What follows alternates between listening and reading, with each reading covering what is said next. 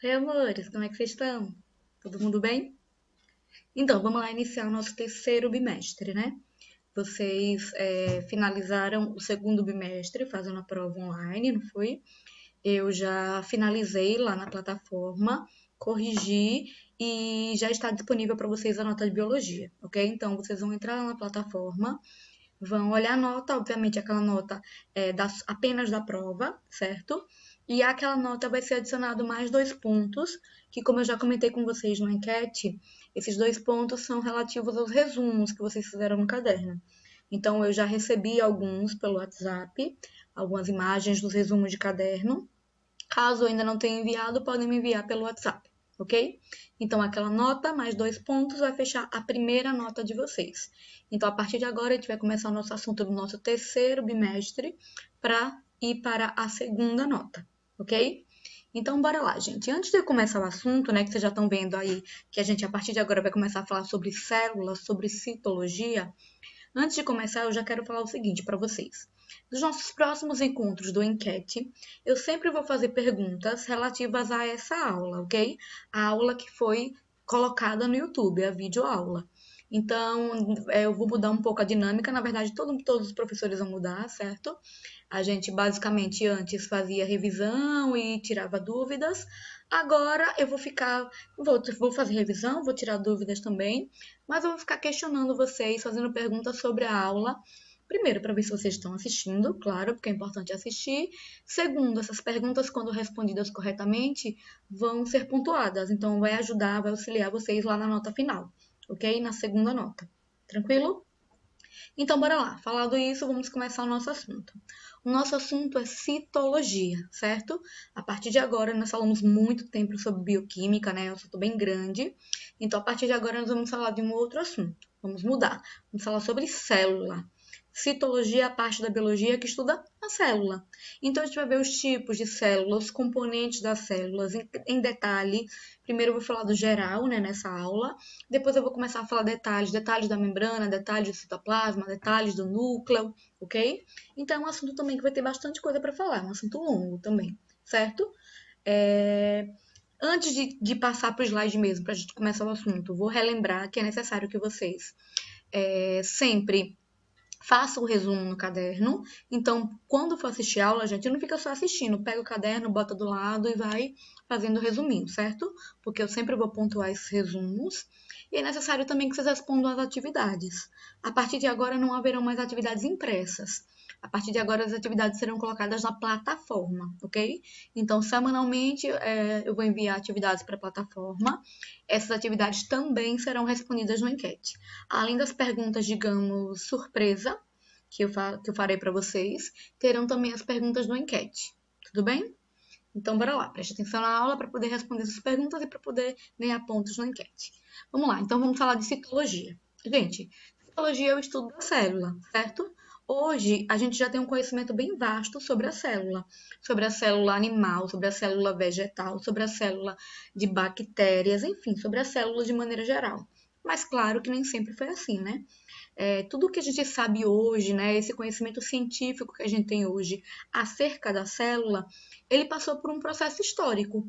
Na verdade, tudo começou muito simples, com alguns cientistas que descobriram coisas muito simples, obviamente, e isso ao longo do tempo vai se tornando cada vez mais complexo, né? Os cientistas vão descobrindo coisas mais novas, os aparelhos usados para conseguir enxergar as células foram se complexificando também, foram se tornando cada vez melhores.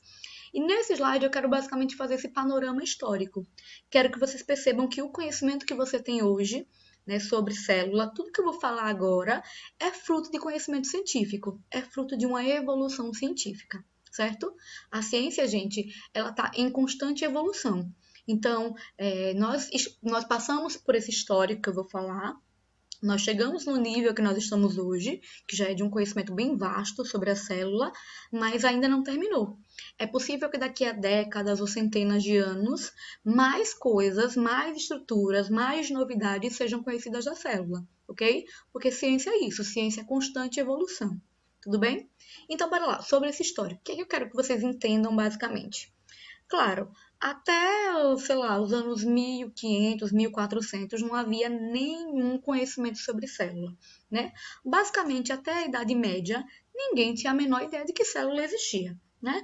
Todo mundo sobrevivia sem saber basicamente que isso existia. Ah, professor, já existia biologia? Já. Só que a biologia não era, obviamente, uma ciência, né? Até essa época, o conceito de ciência era bem diferente do que a gente tem hoje. E ela era basicamente estudada por apenas algumas pessoas, não era uma disciplina escolar, como eu posso dizer assim, né?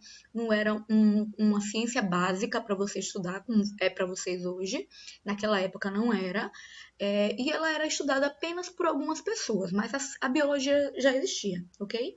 Já existiam cientistas voltados para a biologia, tranquilo? Tá, então ninguém sabia o que era célula. Por volta dos anos 1500, os primeiros microscópios começaram a ser criados. Como vocês sabem, claro, a célula é uma estrutura muito pequena, né? Uma estrutura invisível, olho nu.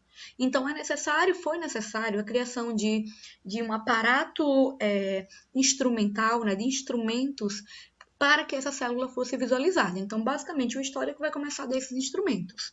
O primeiro instrumento a ser criado com o intuito de visualizar estruturas muito pequenas, e aí dentre elas está a célula, foi o microscópio, ok? Os primeiros microscópios que nós conhecemos hoje são os microscópios de Hansen. São os mais antigos conhecidos até hoje. Como eu disse, foi em torno dos anos 1500, né? Eram os irmãos Hansen, Francis e Hans, se não me engano. Hansen, Franz e Hans, é isso mesmo. Eles eram irmãos, eram fabricantes de lentes. Basicamente, eles faziam aquelas lentes de monóculos, sabe? Aqueles óculos de uma única lente que aparecem em filmes antigos. Então, eles fabricavam essas lentes, certo? E esses irmãos, por curiosidade, como sempre acontece na ciência, né? A ciência também é fruto de curiosidade. Eles fizeram o seguinte: eles pegaram duas lentes diferentes e acoplaram essa lente basicamente a um tubo, como essa imagem que você está vendo aí. Essa imagem é o do microscópio de Hansen, certo?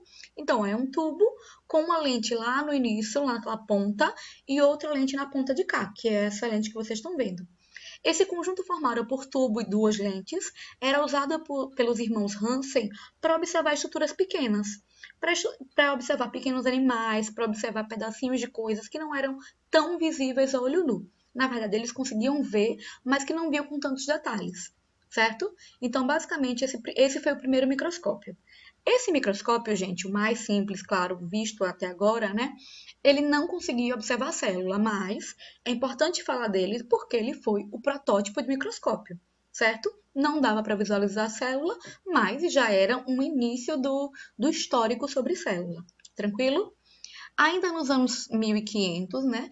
Como vocês estão vendo aí na tabelinha, que é a mesma que está lá na apostila de vocês, começaram os estudos de Galileu Galilei, né? Que é envolvido com várias ciências, não só com a biologia, e ele começou a observar olhos de insetos. Né? Usando essas estruturas de microscópio ainda muito simples, ele começou a observar que os olhos dos insetos tinham várias lentes, não eram como o nosso olho, não eram formados por uma única lente, eles eram olhos compostos por várias lentes, ok? Então, o microscópio servia apenas para observar essas estruturas um pouco maiores, mas que não eram visíveis a olho nu. Lá por volta dos anos 1600, o Malpighi, ele começou a estudar insetos, né, a estudar animais, a estudar vegetais, e com o auxílio desse microscópio ainda muito simples, ele começou a perceber a anatomia desses animais, desses vegetais e dessas plantas, né, dos insetos, basicamente, desses vegetais. Então, ele começou a observar pequenas estruturas da flor, pequenas estruturas dos insetos. Ele é muito, muito, muito conhecido por causa dos insetos. Por isso que eu sempre falo dos insetos. Inclusive, ele foi o primeiro a descobrir o sistema excretor dos insetos. Hoje a gente chama esse sistema excretor de túbulo de Malpighi.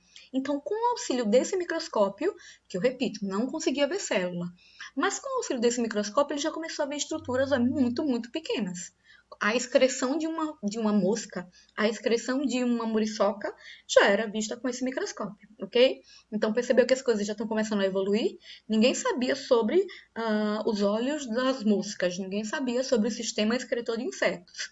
Com a existência desses microscópios ainda muito simples, eles já começaram a ser descobertos, ok? Mas ainda não é célula, vamos chegar lá.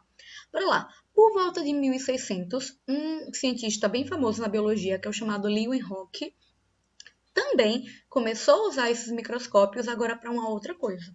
Ele começou a observar esse microscópio de uma maneira diferente. Ele começou a pegar a ideia desse microscópio e, a partir dessa ideia, ele criou um outro microscópio.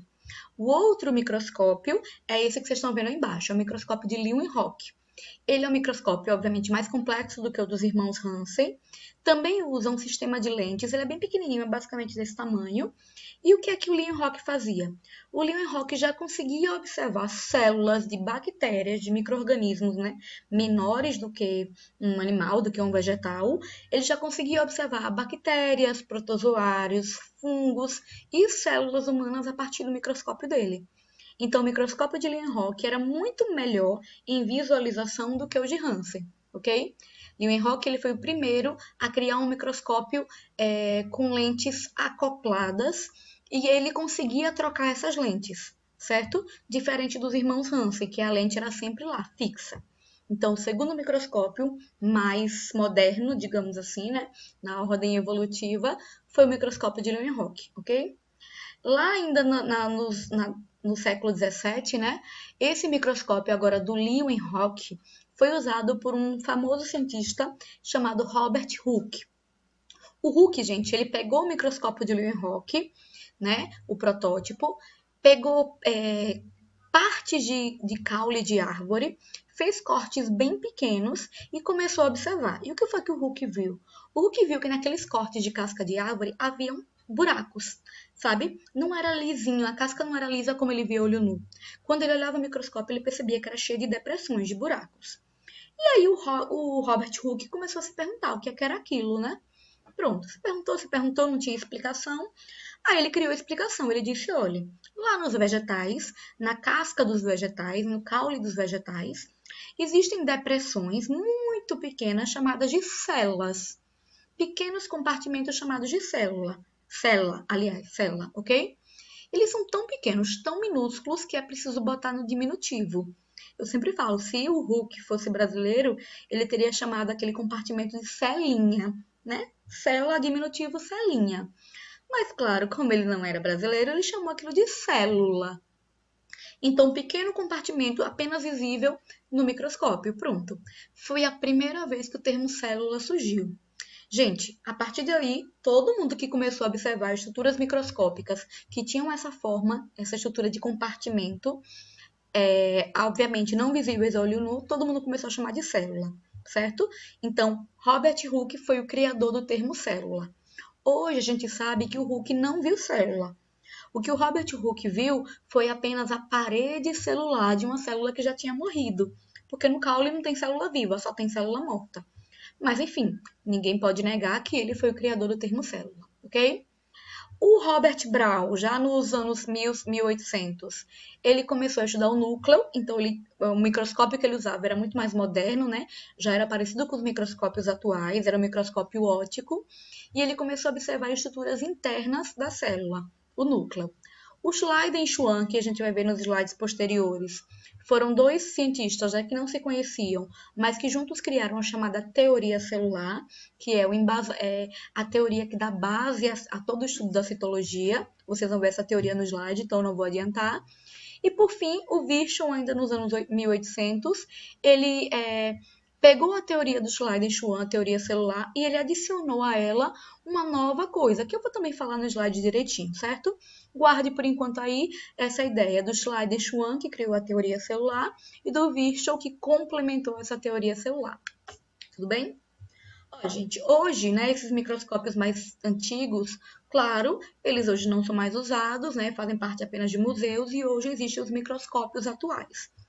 Basicamente, os microscópios atuais são de dois tipos. Existe o óptico, que utiliza a luz para formar imagem, são os mais usados no nosso dia a dia, o microscópio que tem na escola, o microscópio que é usado nos laboratórios, em geral é o óptico, certo? E ele usa duas lentes para observar os cortes. São cortes muito finos que são utilizados nesse microscópio para serem visualizados com o auxílio da luz. Esse é o óptico, certo? Além disso, existe o microscópio eletrônico. O microscópio eletrônico ele já utiliza elétrons, feixes de elétrons, que passam sobre cortes muito finos, extremamente finos. Esses cortes geralmente de vegetais, de plantas, de animais, de bactérias. São lâminas feitas por máquinas para que sejam mais finas possíveis. Então, os elétrons conseguem passar por aquele corte e conseguem formar uma imagem. A depender, esse microscópio eletrônico pode ser de dois tipos. Existe o de transmissão, que vai conseguir visualizar organelas e membranas, certo? Ele forma uma imagem preta e branca. E existe o eletrônico de varredura, que também vai conseguir observar organelas, vai conseguir observar a membrana, mas diferente do de transmissão, o de varredura vai formar uma imagem tridimensional. Ele vai dar essa ideia de altura, de largura, de profundidade, certo? E o de varredura, também forma imagens coloridas. Então, eu não quero que vocês saibam detalhes, eu quero apenas que vocês saibam da existência desses microscópios, ok? Então, aí nesse slide, vocês estão vendo basicamente como é que é uma imagem vista do microscópio óptico de hemácias, ó. Tá vendo que quase não parece, apenas bolinhas, esse é do óptico. Enquanto o microscópio eletrônico, principalmente o de varredura, forma essa outra imagem, como é muito mais bonito, né? Então, essa é a imagem que geralmente a gente vê nos livros. E aí, para a gente fechar essa aula, tem basicamente como são esses microscópios. O óptico, que vocês já conhecem, já devem ter visto no laboratório, né? Já podem ter usado. E o eletrônico, que é um microscópio gigantesco, sempre ligado ao computador e de muito mais difícil aquisição, né? É muito pouco comum, né, pra gente. É isso, gente. Então, eu já falei bastante, né? Eu vou parar por aqui. Próxima aula a gente continua, certo? Beijo!